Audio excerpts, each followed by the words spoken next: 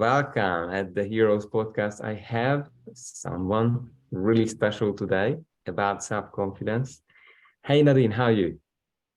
Hi, thank you so much for having me. I'm good, thank you. How are you? I'm good, thank you. Before we go ahead, I want to intro you so people know who they are meeting with. I'm really been looking forward to this conversation. So I've got Nadine Pfeifer here, and she is the founder of Hopstare, a confidence building platform to help people build good mental health and unlock their potential. You can find her at hopstare.com. And also, you can sign up for the waiting list to be in line for the next round of piloting. She's about self confidence, much about self-worth, like myself. And Yeah. I want to pass the mic to you, Nadine. Tell me where did you come from? How did you become the guru in self-confidence? You want to tell us about your challenges? Of course, yeah. And it would be quite interesting if one day I was officially referred to as the guru.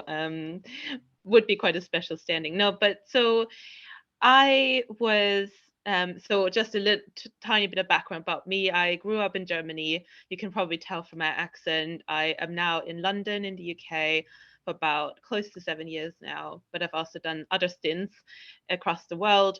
But really, from a personal perspective, and the reason I'm doing what I'm doing now is that I was one of the many people that were effectively symptom chasing most of my life. So I have, for the longest time, had mild depression, anxiety, body image issues, and disordered eating. Nothing extreme, but most people have some form of disordered eating. Um, I struggled with processing feedback. I struggled with taking compliments. I sought a lot of external validation, to feel that sense of I needed effectively other people to tell me that I was beautiful, that I was capable, that I was worthy to actually feel that myself. I didn't quite, um, it wasn't that I woke up feeling like that every morning. And so it's all these things that, or sort of, when a person, whether someone you know or don't know, someone effectively taking out their problems on you or being snappy with you, just casting you a weird look on public transport would already get my mood down and like I would take it very personal. So it's all these like breadth of things. And the way I looked at all those challenges was I thought, oh shoot, I need to tackle them all individually. This is going to be a lot of work. I was overwhelmed with just feeling so deficient. And so like, why am I feeling so horrible about all these things? It's like, is that normal? Everyone else seems normal. So it was quite a negative cycle. And it was really only until my late 20s that by accident I stumbled into coaching, such that my colleague at the time, who's a certified coach, she took me under her wings for a few sessions. And I went into the coaching session not for self-confidence building. It was still not on my radar. I was there to get my next promotion. I wanted to see what's stopping me to get to the next promotion. But really, what my colleague helped me do is really learn to appreciate myself. Ultimately, I always call coaching the accelerator of your mind, of yourself. And by extension, it's really accelerated my confidence building journey. I would almost say it's ignited and accelerated it at the same time. And it was only when I had a really strong sense of self confidence that everything really, you look back and you're like, duh, what what it's such a day and night shift, and you just can't wrap your head around the fact that you've never consciously clocked it. And so that was my personal light bulb moment. These challenges I've described in the beginning, they all pretty much went away. I'm still human, of course. I still have a bad day. I still get sad. So it's not like um but I have a really high sustainable, consistent level of confidence, and I bounce back quickly from challenge. I don't take things to heart. I know my worth, getting up every morning, all of these sorts of things. And yeah, so it was really just thinking, am I the only one realizing that actually most people don't understand and appreciate the value of self-confidence until they have it? So it's that magical, intangible thing that it's intangible until it's not. And so I knew something had to be done about it. And there was certainly no solution when we started out. So it was really that awareness and what's the solution. So that's my story in a nutshell. Nadine, what I've heard is so much resonating. Probably I haven't not put my words into the way you did. And I realized, yes, I wasn't able to take compliments and I was going red-faced all the time because of things. How many years it took you to come out of that, I don't know what to call it, like fog or darkness altogether? Yeah. So I'm 32 years old now. I'm not ashamed to admit. Somehow women tend to have an issue. I don't mind. I'm 32, and I think I had those coaching sessions. I want to say, I think I had them around 2018, and it was probably for another. It took probably another half a year for me to really crystallize. Oh, that's what I've been building. And so I want to say I have a good level of confidence for 3 years now. So probably from the age of 29. So quite late. Look, I'm not here to compare, but you may know, for me, it's more than 3 decades. So I'm very proud of you that you've been able to make that shift. Because would you say it's a lot to do with being ready for seeking help rather than trying it on your own? Would you see that as a must-have? So I think that's an interesting question. I think what we as a company or team tend to see is most people would go about.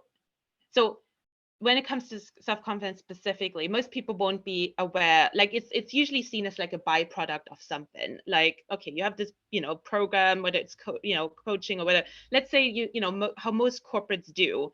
Let's give our staff some training, so like do some. Oh, and like one of the 60 things that you'll get out of this is a bit of confidence, right? So it's like it's not seen as something major. It's like, oh, a bit of resilience, a bit of confidence, even anyway.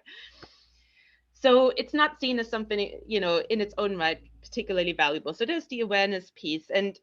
But even if people are like, thinking about confidence as purely a skills-based thing. So a lot of people think confidence is, oh, I'm able to be a public speaker.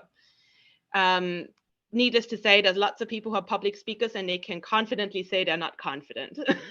They're confident on stage because that's their strength, that's their passion, that's their natural skill set. But actually, they acutely lack self-belief, self-esteem, all those sorts of inner bits that make up self-confidence. So, and yeah, within that, there's a lot of DIY. When we think about mental health being something that's stigmatized, self-confidence is worse. Think about a staff meeting. Let's assume there's various seniority in the room, and imagine the exec or whoever is in the room will ask, are we okay with our mental health? There's probably a level of discussion at this stage in our, we're still not there, but people will be sharing something. But imagine someone asks who is struggling with their self-confidence. There won't be a lot of hands go up, because why? We tend to associate or equate confidence with capability or competency, which is not related. You can be a Harvard grad and do all the amazing things in this world and still profoundly lack inner self-confidence. So there's a lot of stigma to. I will come back to your question just in a roundabout way, but there's a lot of stigma around actually admitting that there's something. So the most common route people actually seek help is like I did. Hey, I want a promotion. That's this external, as if that's my main problem, but actually not quite realizing yet that there's something about me that I've not unlocked yet that does play into my, this particular problem that I think I need to solve. But actually in the process, I then develop that awareness. So I do think a professional or some level of professional input is really, really important to for people to crystallize and get that awareness and then actually help with that consistency, accountability piece to get better. I love this. You mentioned self-esteem, self-belief, self-confidence. I never done too much distinction of those things.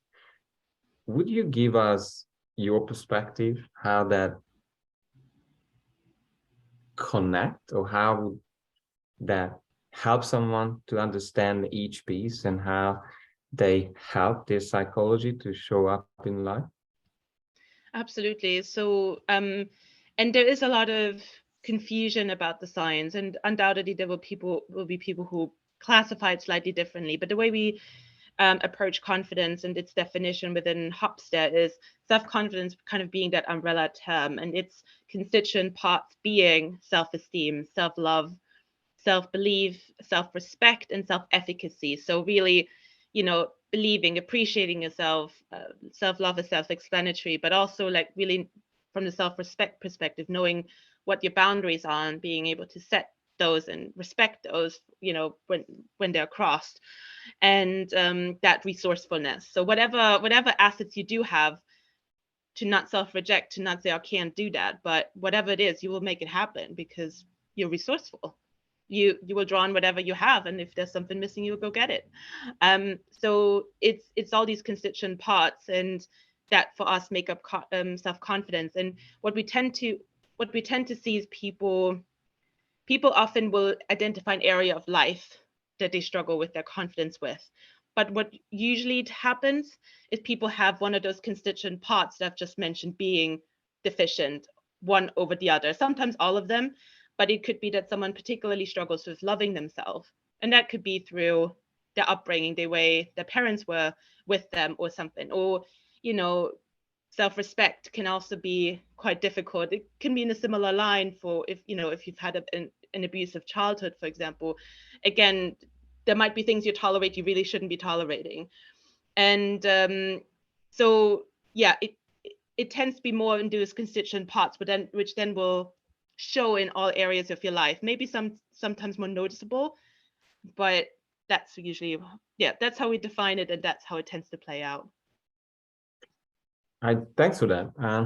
I do speak of similar terms. I normally bring in self-love, self-respect, self-care, or self-image as part of self-worth. But there's so many ways to approach this. But I believe, and tell me if I'm wrong, what the human experience behind self-confidence is probably high level of optimism and resourcefulness, where one says, that's okay, we'll try it another way, or maybe I just need to learn some skills, but not processing self-rejection. Do you want to expand on this? Yeah, absolutely. I think, how do I best put this? So I think, one of the key things that confidence allows you to do, it gives you, is bounceability, but also actually taking on challenges, not being afraid that you can fail. You're probably very likely to fail, and that's okay. Actually, we all do. But so many people are so afraid for so many reasons that what will other people think if I fail? They will laugh at me. They will, make fun of my reputation is ruined. So they won't even try, or they will try and hide it, which always, comes across as a bit insincere and inauthentic. It's that sort of going ahead anyway. It's almost like that's the headline, going ahead anyway, and coming back whatever happens. It's sort of that, it's that kind of flexibility in approach.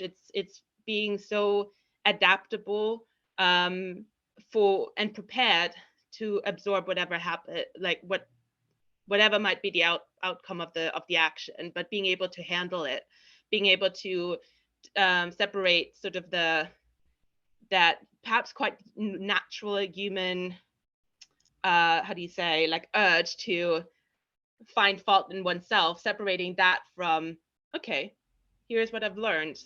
Okay, this is how I will do it better or different next time. It's that's why all these different bits in the very beginning that I've mentioned are so connected to self-confidence, because you can come to me and say, Nadine, here's probably more of your weaknesses. And I could easily take it personal, or as a self-confident person, I'd be like, okay, this piece of Andre's feedback is not really relevant. I'll put that to one side because there's no real theme. I've never heard that anywhere else. No one ever mentioned it. It might just be a personal thing. But this one resonates with a lot of things I'm already working on, and it's a theme. But it's that, it's really kind of separating that emotional reaction and from something that you can actually constructively do with it. I don't know if that, I'm not probably very articulate in that, but it's really that kind of pushing forward no matter what. Being really, really firm in who you are, not get distracted by left and right, and then kind of that bounceability, whatever the outcome of that pushing forward. Wonderful. I've heard from your words, and maybe I'm just rephrasing here, is be on one's agenda, on having clarity about what and how they want, and then flexibility to approach it different ways and not losing their steam or momentum. What would you say if someone has this lack of self-confidence in their life, knowing what you've learned in the last 10, 20 years, ideally, how long would it take to restore someone back to their resilient, confident self? That's there is no hard and fast rule. I would say that the DIY route will take you significantly longer. Or you might not never ever get there, to be fair. There's many, you would be surprised how many 40 plus year individuals don't have self-confidence and probably will never have it. But so I've spoken to many people where it's taken similar to me, a decade, 2 decades. Because what tends to happen is we all, and it's a different type of confidence, but still you are born as a baby, there's no mental barrier. There's no rule in your head as to what you can and cannot do. You just touch everything, you try everything, you talk to everyone, you just, you put your finger into the plug, and of course your parents stop you, hopefully. But the point is you are very curious, and there's no hesitation, there's no sort of hiding or anything. A baby is very chubby. It's not like they have body image issues or anything. So, but then of course life shapes us in many ways, whether it's our parents telling us to behave a certain way, or I certainly remember from when I grow up, like my parents or grandma would point out if I was a bit overweight, that would be a thing. And that goes into your psyche, especially as a teenager. You of course have the media and how you're supposed to look, and that is a big influence as you're growing up. Your peers and who's more popular, and if you're left out, you like blame yourself as being deficient. So but also there's just societal rules of what we ought to do and not to do, what life we should lead after finish high school, then go to uni, then have a job, work your 9 to 5, and then get married, have kids, and then draw your pension. That's sort of the route that I was sort of taught.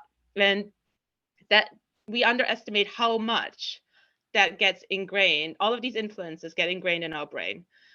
And don't even get me started on adverse events and how those shape you in very unhealthy ways, and you might adopt very unhealthy coping mechanisms.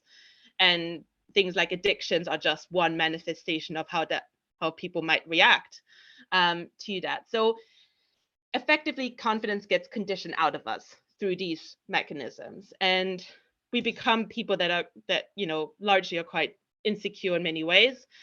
And so, coming back to your question, how long will it take? So as I said, DIY might take you a very long time. It can be quite a painful process to go through, especially with some of the things I've mentioned.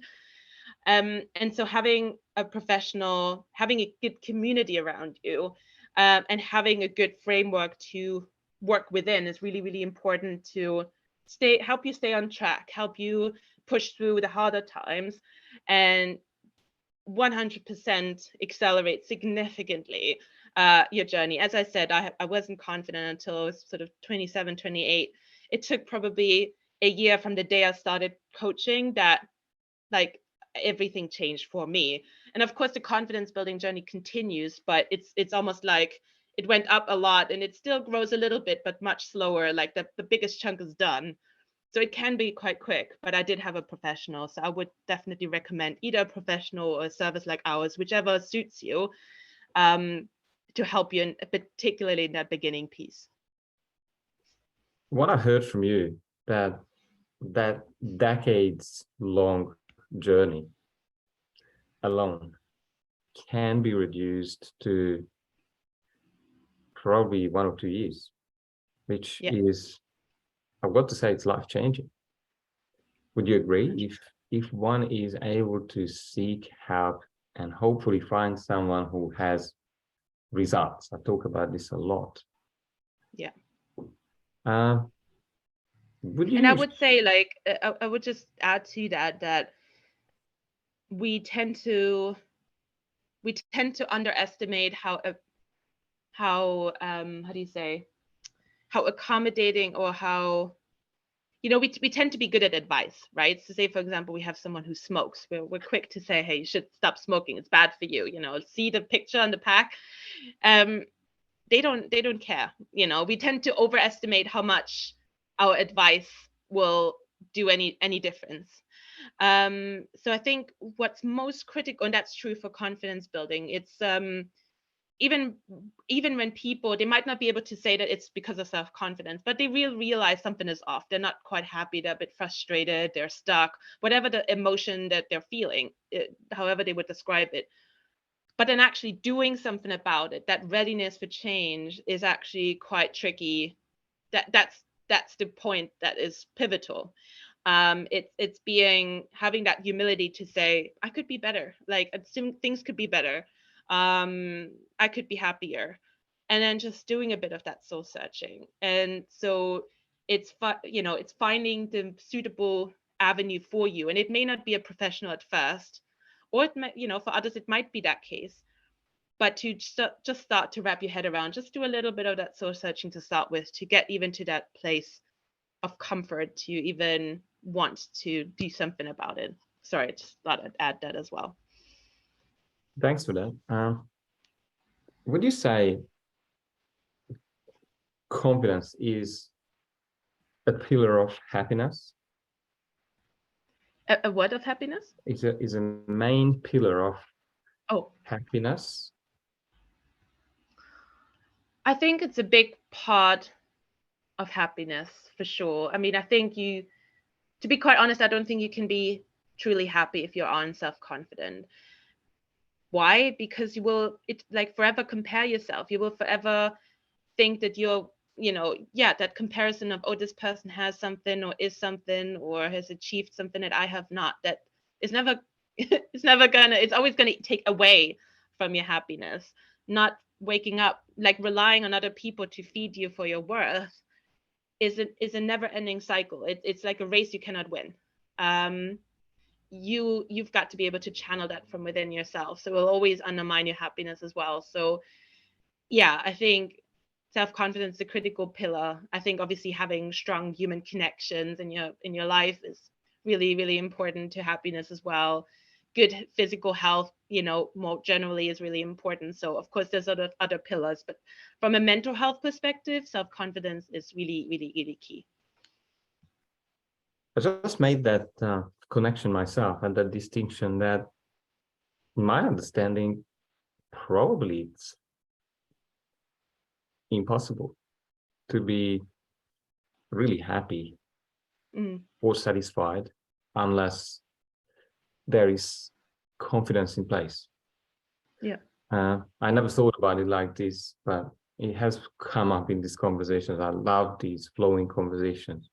Would you want to share one specific story that has been traumatic for you, where you really lost your self-confidence in maybe earlier life, or self-worth?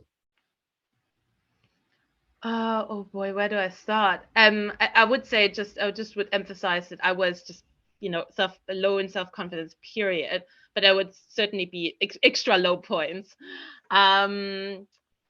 what could I cite? I think, just trying to think. I mean, for example, one thing that has always really affected me. I remember that one thing that I always was authentic. Like from a very young age, I just couldn't connect with people who weren't authentic. That was just my upbringing. My parents are very authentic individuals, not necessarily confident, but very authentic. And where I'm from East Germany, we're quite real people. We say things how it is. We're not fluff them up and make them something that they're not. So I was very authentic, and so if I wanted to sit in our sports club and read a book when everyone was watching the game, I did. And I didn't do that to get attention, but just to do my thing. But anyway, I was very exposed, very susceptible to people still talking anyway. So anyway, but that's just for context. But one particular moment that I could think about is, for example, I one summer day, I was in school. I don't know how old I was, 13, 14, I don't know. And I had like a probably way too short of a like pants, like trousers sort of thing that sort of stopped right below the butt. I can't say I've ever had a model figure. It shouldn't matter, right? Like that's what I would tell myself now. I wouldn't probably wear it now. I don't feel it's comfortable, but I wore it that day. I had always good cellulite on my legs, and I just remember walking up the stairs into school after break, and one of those popular guys in the year just making the comments that they had to make in front of everybody, of course. So that that that was quite hard. A second element was we were on a trip, school trip, and one of my ways to compensate for my low confidence, I was a class clown.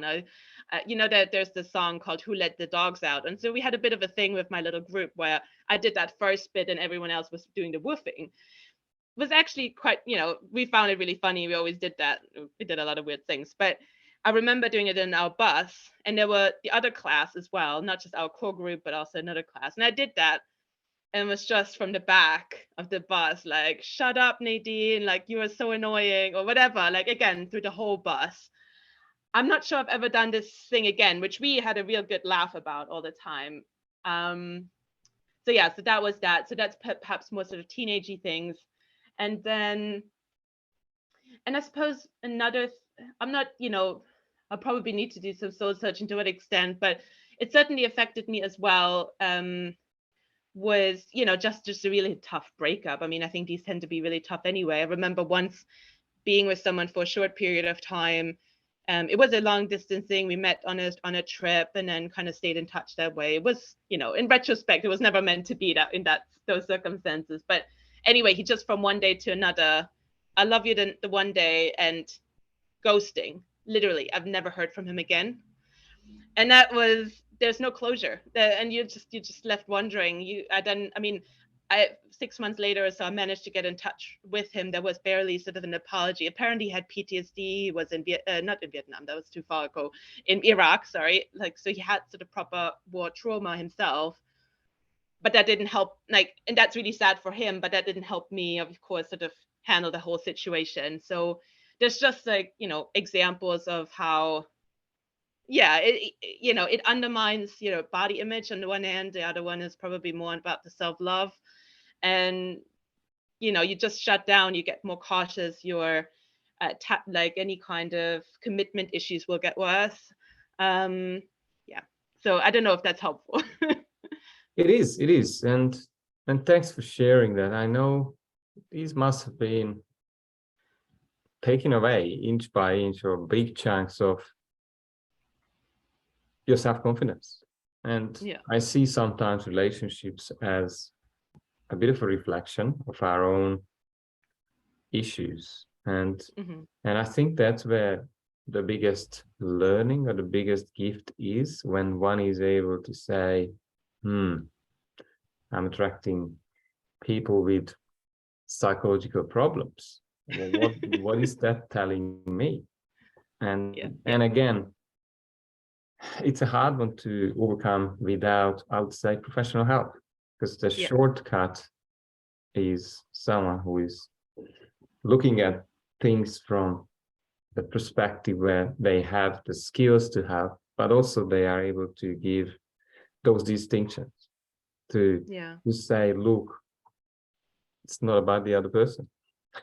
It's and one thing that I would say, for example, obviously our approach at Hops is unique in a way that we are sort of quite strictly coaching, but what you will find in the self-confidence building journey, there will just be things that are really, really hard.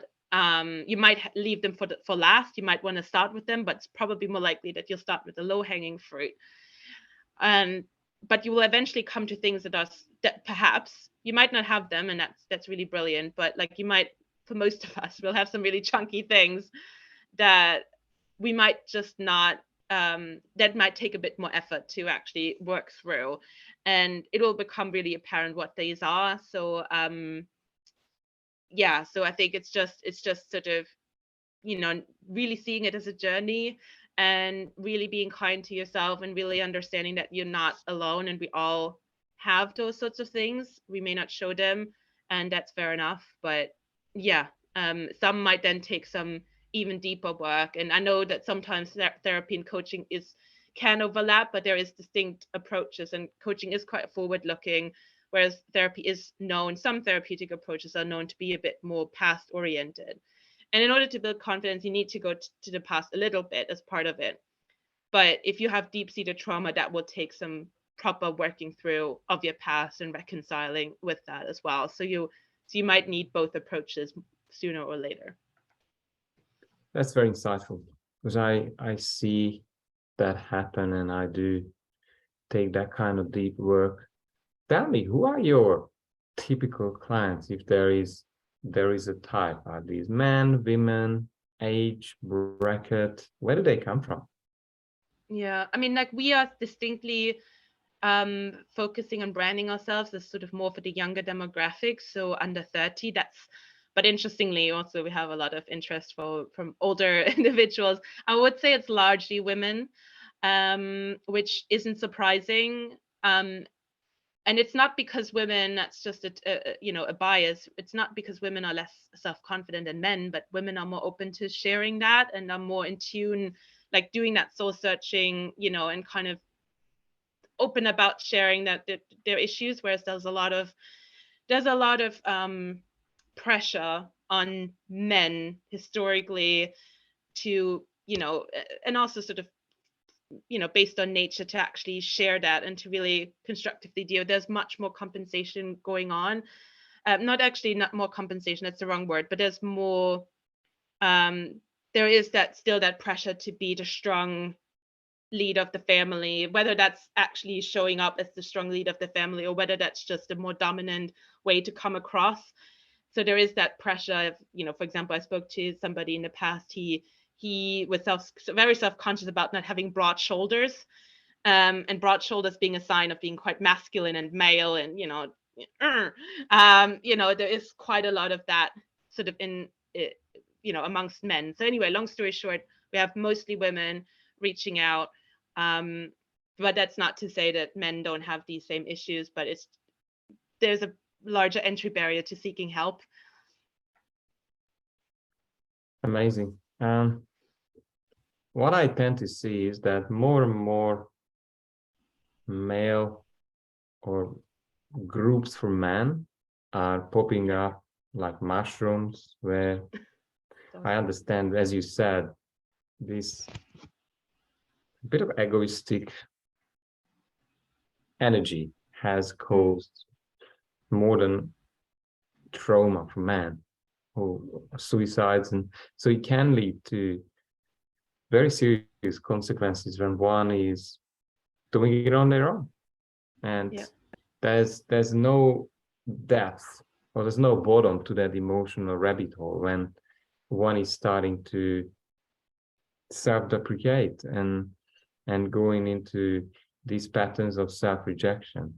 And it's a really powerful, like, it's just the level of pride, and I've had an unbelievable amount of men, and I tend to go a bit sort of geeky, because that's sort of my passion project, and that's what I'm really passionate about, is self-confidence. So I can't help but give people little nudges here and there, as you know, and maybe that's annoying in some arenas, but certainly what I've seen is that, you know, even with friends or so, you know, those perhaps that wouldn't necessarily first thing go on a platform and seek help, but they then come back maybe a year, 2 years later and say, you know, I couldn't admit it at the time, but your words resonated, and I did have and do have those issues, and I'm working through them. But that's the minority, and there's just so much pride, and that pride is almost like it creates that bubble around you that doesn't allow you to actually, you know, yeah, to prevents you literally from getting help. It's a protective mechanism, that keeps your alleged, you know, role in society in place and how you want to come across, but it really hinders you from connecting with yourself and doing that work that's required, that would, you know, make you happier and make you more secure in yourself. But you know, there's a bit of that, there's the pride, and there's sort of the not wanting to quite admit, and also a bit of lack of self-awareness actually pointing to that. But that's true for most people, that last bit. So, but it's particularly high in men. Yeah, I tend to see lots of people are beyond help. They are not Yeah. able to receive it. So I do have, probably you have as well, processes to, I hate to say eliminate them, but at least you then end up working with the people who are ready to be Yeah. helped.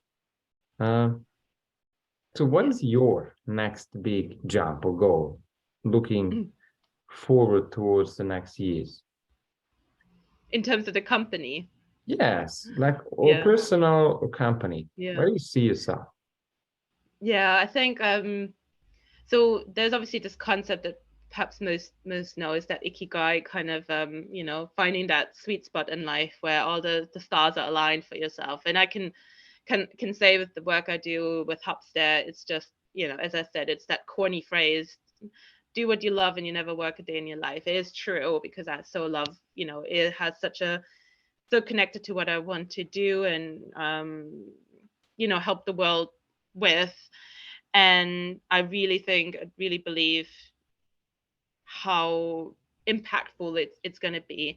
But of course, that takes temporary sacrifice. So I can't say I'm at my ikigai, because if I was, you'd be seeing me grabbing my laptop and traveling, and you know, working from all over the world in different places, and you know, a few other things that you know, I have to wait currently in order to focus on the business and growing that. So in terms of the business, it's for us to, yeah, just to grow our user base to what's called find product market fit, because the mental health, self-confidence building is so personal.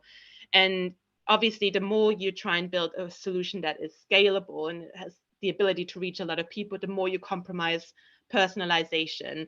But there is a sweet spot to be found, and but it takes some time to figure it out, to combine the best capabilities of tech with deep human understanding and knowledge, such that you combine it in a way that is scalable, and you know, it doesn't rely on, I live in London, hence I have access, and I live somewhere else and I don't. But actually, you can access it from anywhere, but it's still custom and personalized to you, and it's attractive, and you want to stick with it, and of course helps you in the end. So that's the key goal for this year, is to do a lot of that testing, and get to that sweet spot, to, yeah, to develop increasingly a solution that, you know, can just be rolled out across the world. So yeah.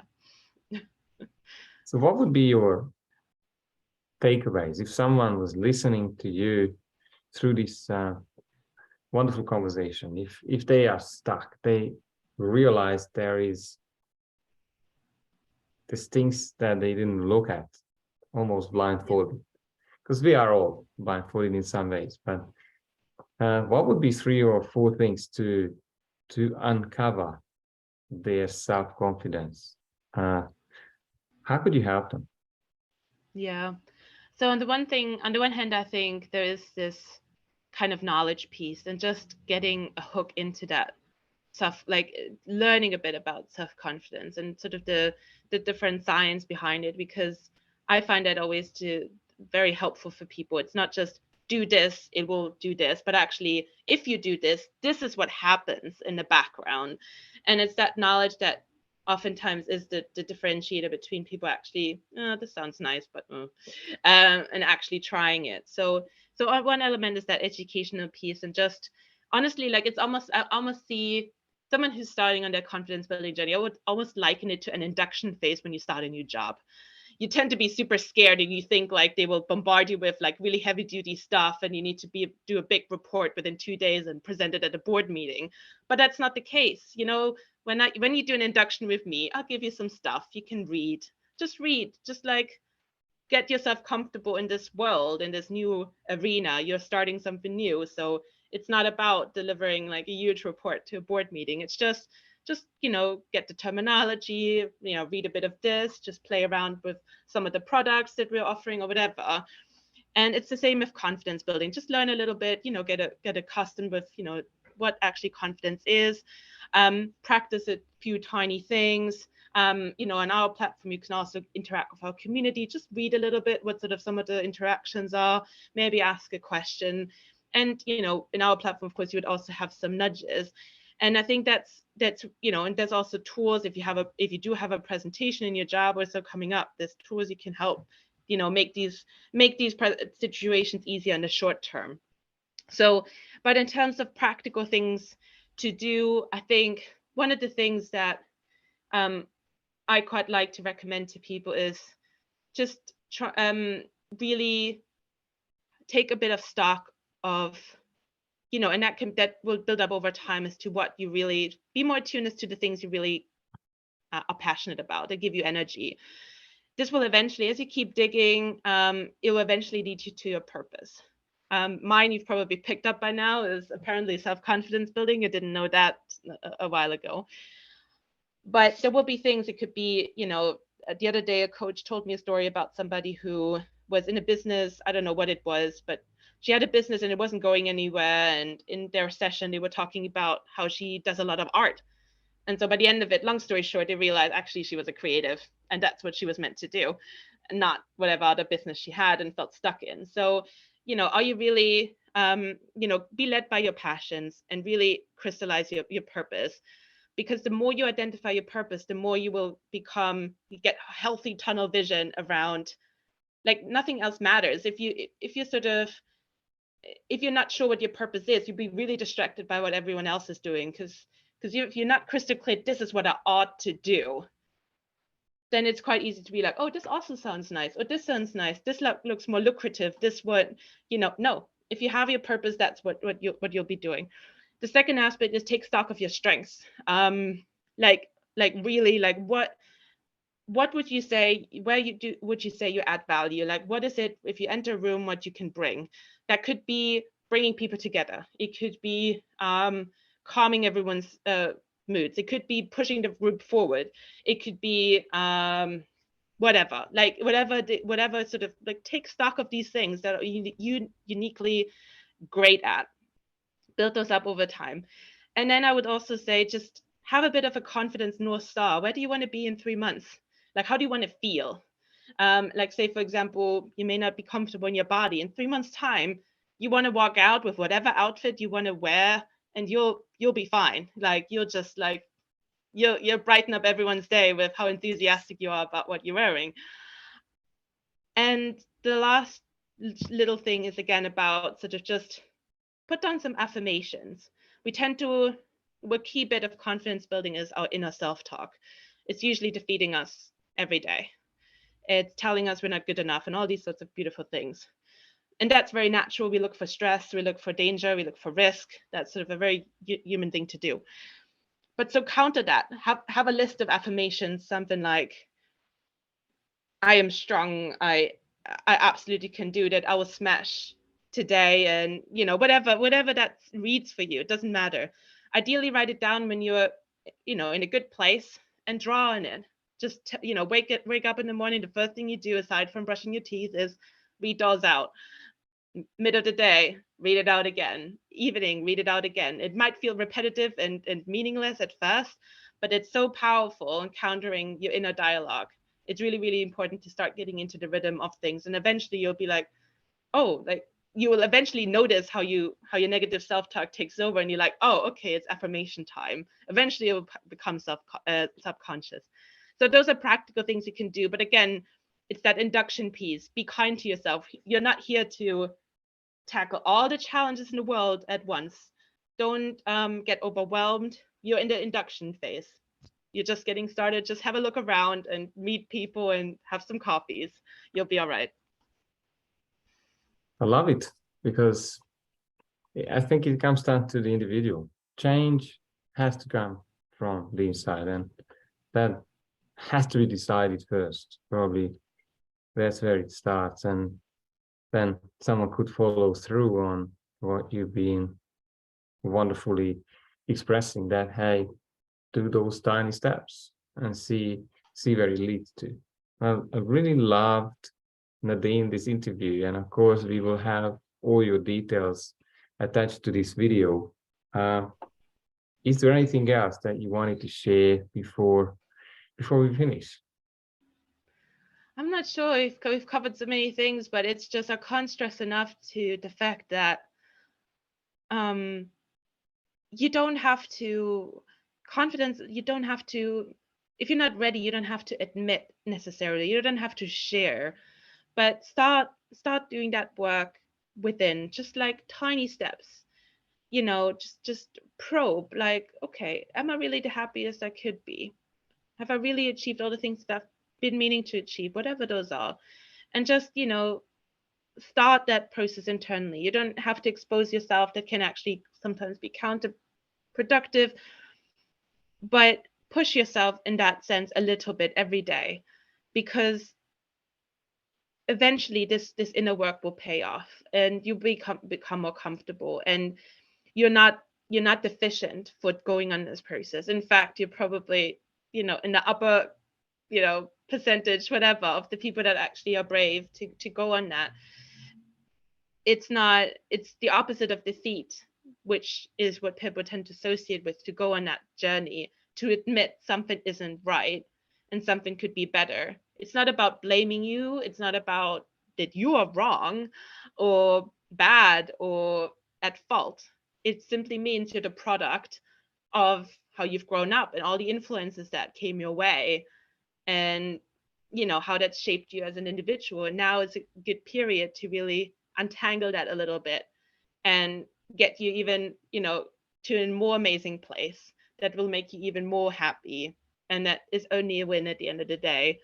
But yeah, very much look at it from that perspective, rather than there's nothing wrong with you. We're all products of something. And we all have a journey to go on. So don't be afraid to start it. Well, we've got it from Nadine. It's a journey, a work in progress, and do your bit every day and see where you get to, because those tiny steps could lead to a new version of you. Well, Nadine, thank you very much for your time. I love this interview, and I hope to hear from you again. Of course. Thank you so much, Andre.